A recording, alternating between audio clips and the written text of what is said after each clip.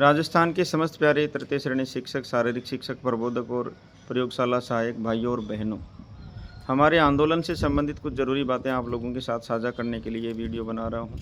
सबसे पहली और ज़रूरी बात कि हमारी आंदोलन से की अनुमति संबंधी संपूर्ण औपचारिकताएँ पूरी हो गई हैं। आंदोलन के लिए बैनर, तख्तियाँ, टोपियाँ ये सब छपवाने का कार्य शुरू हो चुका है। साथियों, विभिन्न ज़िलों से, विभिन्न ब्लॉकों से हमारे पास जो समाचार आ रहे हैं वो इस तरह से हैं कि बसें भर भर के, ट्रेनें भर भर के, पर्सनल गाड़ियों से लोग जयपुर पहुंच रहे हैं 5 तारीख को।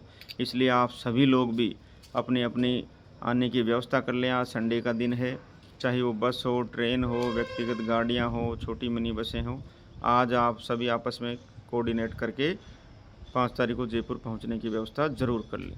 दूसरी बात ये कह रहा हूँ आपसे कि आप अपने साथ हमारे वरिष्ठता विलोपन का जो शपथ पत्र है वो ज़रूर साथ लेके आएँ और एक वैलिड आई कार्ड ज़रूर साथ लेके आएँ। अपने परिजनों को साथ लेकर आ रहे हैं तो उनका भी एक वैलिड आई कार्ड साथ लेके आएँ। ये शपथ पत्र है जो वरिष्ठता विलोपन का, वो हमारे स्थानांतरण खोलने की बात को मजबूती प्रदान करता है साथियों। इसलिए आप आलस नहीं करें, इन बचे हुए 2 दिन में ये शपथ पत्र बनवा लें और अपने साथ ज़रूर लेके आएँ।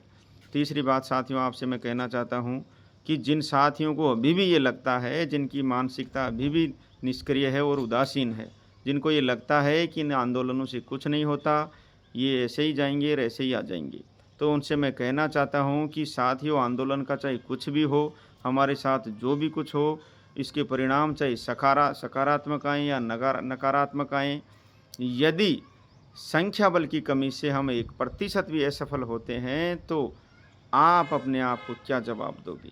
क्या जवाब दोगे अपने वृद्ध माता-पिता की उन आँखों को जो आपका रास्ता निहारती हैं रोज़ाना?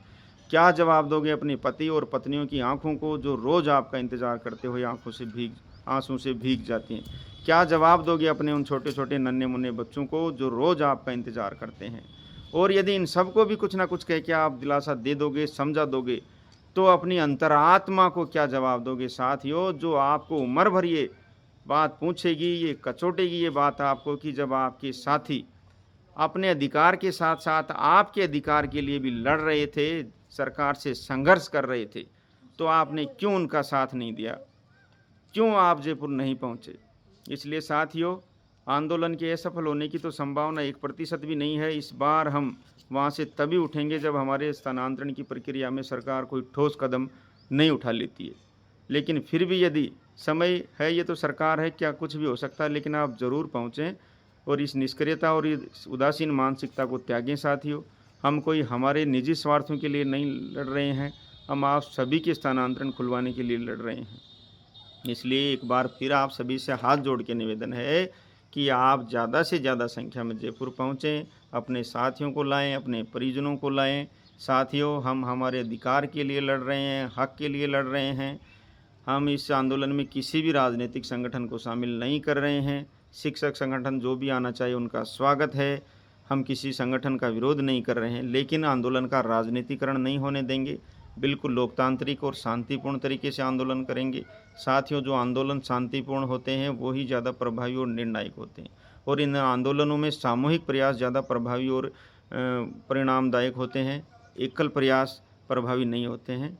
इसलिए आपको बार-बार ये कह रहे हैं हम तो कि आप ज़्यादा से ज़्यादा संख्या में पहुँचें।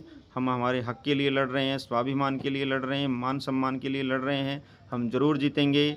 हमारी एकता जिंदाबाद, हमारा संघर्ष जिंदाबाद। भारत माता की जय। शिक्षक एकता जिंदाबाद कर दो।